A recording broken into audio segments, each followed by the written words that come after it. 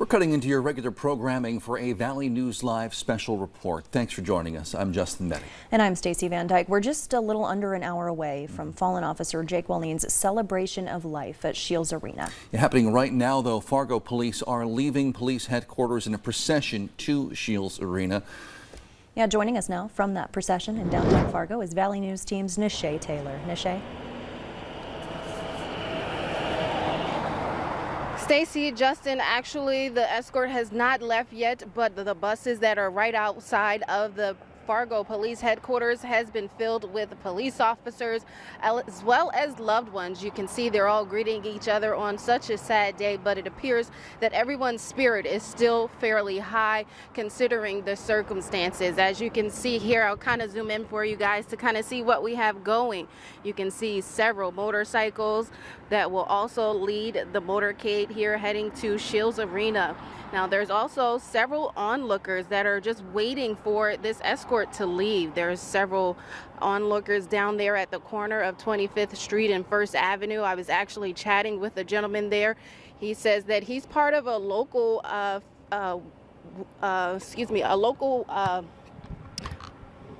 local steel group that created a specific sign specifically for this event. And also I noticed that folks across the street are also here as well.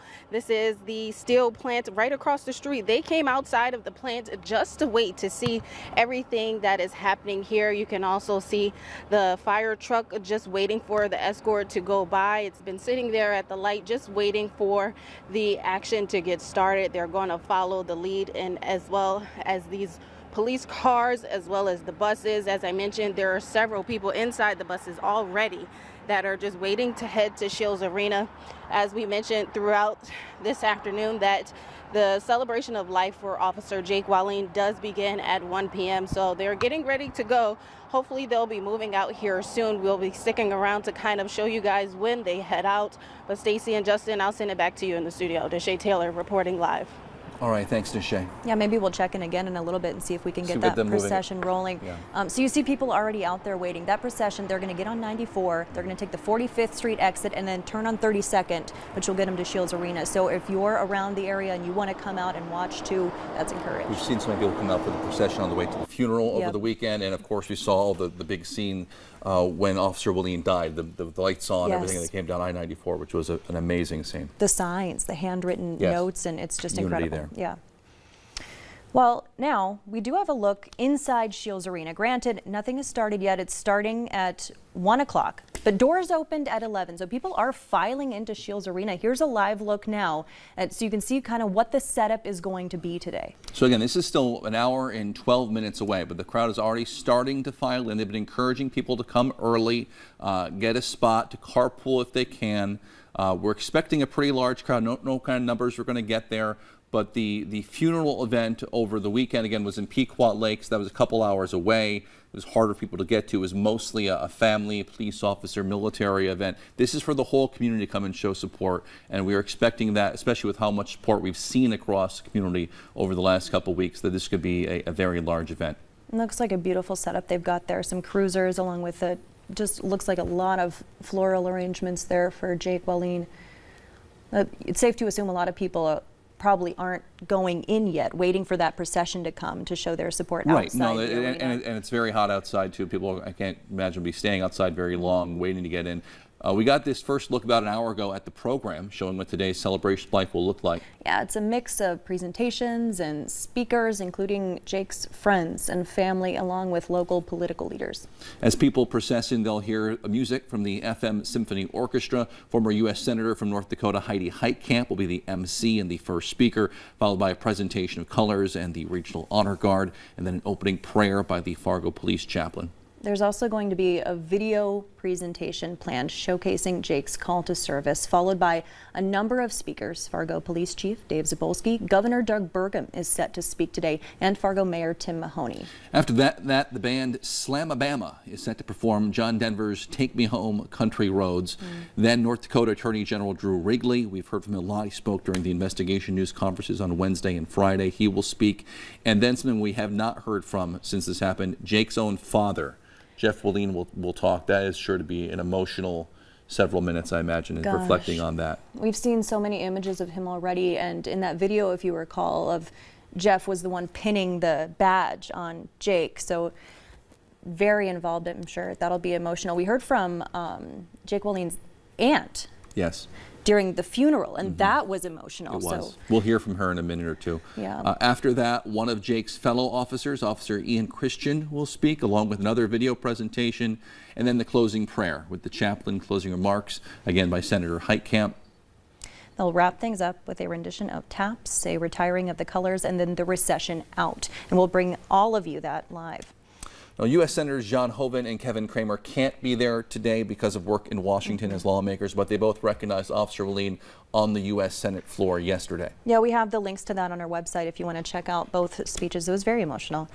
Again, just over an hour from the start of today's service. Doors opened at 11. We know people are starting to file in there. Again, expect to be a big crowd. Fairly limited parking. They have been encouraging people to carpool. Security also tight. Yes. No bags of any kind allowed inside, including no clear bags, which is a change from their usual policy. Yes, even small purses, anything. They're saying absolutely no bags. No. Know that before you head down there.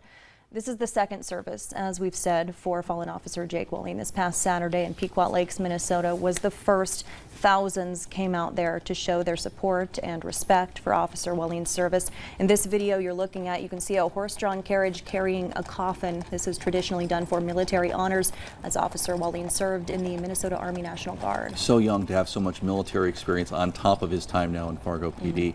There's also a video, the thousands of people that came in to show their support on Saturday along the route as well. And here's just outside. Some of the people can't even get in because it was a semi-private event, but just wanted to come and know that they were there to support Fargo Police. Officer Wallin, there's some veterans who came out to show support with their American flags. Hundreds of law enforcement agencies from all across the country came to the funeral on Saturday. Our team was there. They saw officers from Montana, Nebraska, and then, of course, all the surrounding agencies throughout North Dakota and Minnesota as well. So just an amazing show of support for Officer Wallin and the Fargo police community. Yeah, that's a good point to make. Many driving hours knowing they couldn't get inside, Yes. just to be part of it. We know how proud Jake Wallin was to be a Fargo police officer. He was cremated in his FPD uniform. At the funeral on Saturday, his aunt, Jody Wallin, spoke very eloquently about his passion for his job, his childhood, saying he's always been ahead of his time, responsible, a loyal defender. I remember him as a small boy.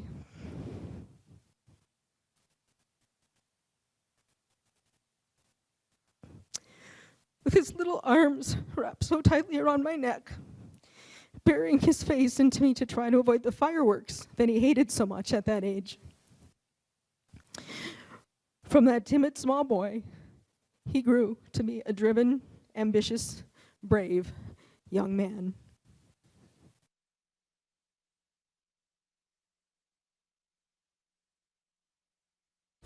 She told a story that I think stuck with a lot of us too, where she said he had just bought his first home for him and his fiance, and he went out immediately and bought a lawnmower and went home and mowed the lawn. It's been nice and heartbreaking to hear some of the personal sides, because he's kind of a symbol right now for people's support for the Fargo police community and preventing the disaster that could have happened. But now I mean, you see him more as a person now too, and hear from his family and his friends. We spoke to one woman at 5:45 in the morning Saturday before that funeral, all the people gathering for that early, and she said, we see him as a savior. Yes. And that it was very emotional, and I think a lot of people are feeling that. Police Chief Dave Zabolski has spoken a few times. He paid his respects on Saturday. We're expecting to hear from him again today as well. Jake, you'll never be forgotten. While your time was short, your impact was immense. Take solace in the knowledge that your actions saved lives and will forever be remembered as making a difference. So there's a look there at the funeral Saturday. We're going to take another live look at what's going on at Shields Arena. In just about an hour now, we're going to get started with the celebration of life. Again, people are slowly filing in. We're still about an hour away. A large crowd expected. You see the look they have inside there, trying to find You see the stage kind of set up on the one side of where the hockey rink would be, the big American flag behind it. You see is Officer Wallin's name there up on the kind of like a big screen there, it looks like, and his picture up on the jumbotron type effect there. So it's going to be a big crowd. It's still very early, but we're expecting a big one there today. Yeah, they're again saying carpool if you can. I mean, you can see there's space for a lot of people, but there is. Also, parking is limited on the outside. Yes. There's only allowing one entrance in, Yep. which makes a difference as far as getting in. It's going to take some time to filter everybody through, and again, they're being very tight on security with the no bags and the no flowers. Encourage people to bring cards. So it might take a little while to filter everybody into the arena. That's true. If you had flowers, they said take them to FPD headquarters maybe at some point later today, but please don't bring them to the arena. That might slow things down a little more. Back to Blue has been the theme in the Fargo-Moorhead area for the past week. The event giving away blue light bulbs raised thousands of dollars in just 2 days for the families of the officers involved in the tragedy. It was all building up to the idea of lighting the town blue. This is video from last Friday, and you can see there the community took it seriously. It was mentioned multiple times in previous press conferences how much the support has been noticed by law enforcement, and it helped them to get through these dark days. We are still waiting for the Fargo police procession on the way to the funeral or the celebration of life today. Nisha Taylor was out there getting ready for that. They're gathering, meeting their loved ones, getting in their buses, getting in their cars to get ready for that type of drive over there. We're still about an hour away from that. We'll get you out there as soon as we can. Yeah, that was supposed to get started at about 11:45, maybe running a About little 10 behind, minutes ago. but that's going to be quite a sight. Again, the route, they're going to take 94 down the 45th Street exit and then down 32nd to get to Shields Arena. And you're encouraged to go out. I know a lot of people already did that on Saturday early in the morning. Yeah. And, you know, you have those signs and the flags, and go ahead and go out and show your support for that procession. It's going to start soon. People are just trying to find ways to give and show their support right now, whether it's those blue lights, whether it's their signs, whether it's coming out and going out of their way. Again, we show how early Saturday the funeral was. Yeah. The procession started before 6 in the morning, Yeah. but there were people out along the way, in Fargo especially, which means they were out there even earlier to come out and show their support. So it's been a very important cause for many people in the community. It's touching to see, and we're looking live now at the procession just getting started. We're going to let you watch for a minute.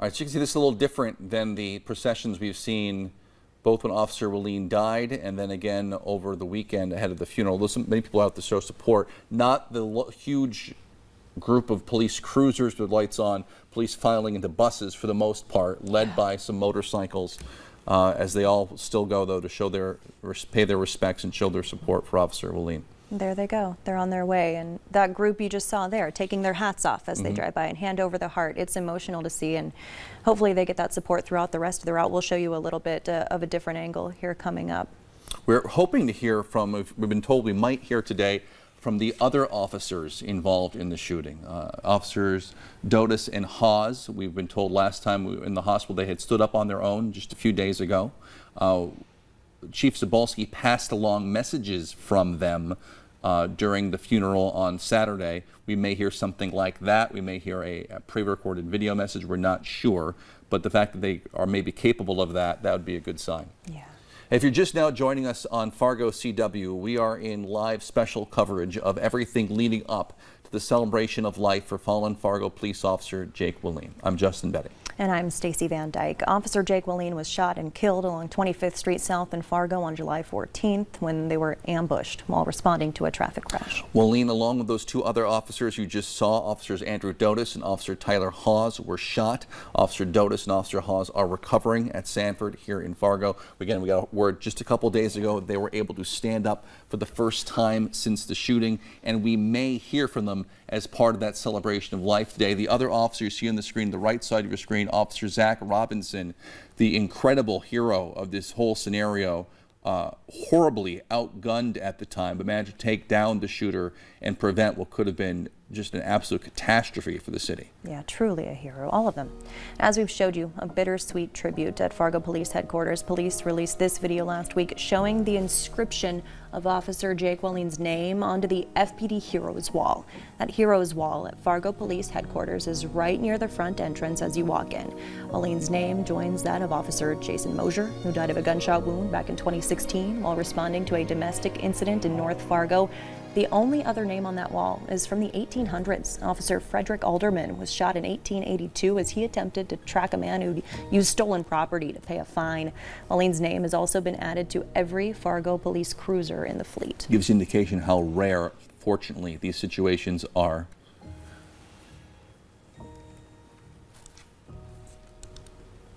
We're about 50 minutes away from the celebration of life for Officer Jake Wallin. And many in the community have been finding ways to show support throughout the day as well. Yeah, Sandy's Donuts came up with like a thin blue line donut. They sold out yesterday. They were selling them again today. Safe to assume they probably sold out again. Sweet Shots, we also just learned, in Fargo is announcing they'll be holding a Swing for Support event to benefit Fargo Police tomorrow. That's all day, 10 a.m. to 11 p.m. Half the money raised from gameplay at Sweet Shots we donated to the Leadership Care Fund, which helps our officers through medical emergencies or other life-threatening events. Here's a look as well at those donuts. Again, they're being sold today at Sandy's and yesterday, raising plenty of money as well. And here's one of many companies that have made shirts to support the cause. A Dilworth business working to raise money for Fargo Police. Just Screen It is running a special. You can order Back the Blue shirts for $30. 100% of those proceeds are going to the Leadership Care Fund. If you're interested in putting in an order, we have the link to do so right on our website, valleynewslive.com. Fargo Police Chief Dave Zabolski says another way you can show support for the department is by grabbing a wristband they're making. They say, "We are Fargo PD," just like you see here on your screen. Officials say they were created specifically to help get people through this tragic event. The wristbands aren't ready quite yet. We are hoping to know more soon on when and where you can pick these up. Those official wristbands, right? We're seeing some other ones. We've seen pop some other up. support, Yeah. yes. Many is people great. just try, many businesses. We're just mentioning the ones that we're aware of Yeah. and we have video of, but there have been any place you look on Facebook, businesses are finding some way to show support. It's beautiful to see. We're going to take you back out live to Shields Arena now. Let's take a look inside. In less than an hour now is the celebration of life for Officer Jake Wallin. We're expecting a large crowd there today. No idea on numbers, probably a few thousand. You see all the seats there in the middle, and then also on the sides where you would normally sit for the Fargo Force games. The procession, of course, is on their way there too. We'll take a look at that here in a moment. Oh, here's I-94 we're looking at. This is our sky cam. Again, it's not the same type of procession we saw when Officer Wallin died, but there is a procession from police headquarters, several buses taking officers from there, led by some motorcycles, giving it more of an official feel, a ceremonial feel. And there's the buses here, right side of your screen. They're on their way to Shields Arena right now. It's heavy to watch that, it really is. And that original procession that Justin's referring to, if you remember, that's the video where it was dark. It was pitch black outside, and all you could see was the red and blue lights. And we have that up on our website. It's just beautiful. They led that procession as well now almost 2 weeks ago when Officer Wallin died, when they're all outside Sanford. They had all their lights on. That was an incredible scene. It We had a was. reporter there as well. All right, we're going to take a quick break now. Forecaster Shelby Ebertowski will be in with a quick check of your weather in just a few minutes. We'll also have much more previewing today's celebration of life for Officer Wallin. Stick around.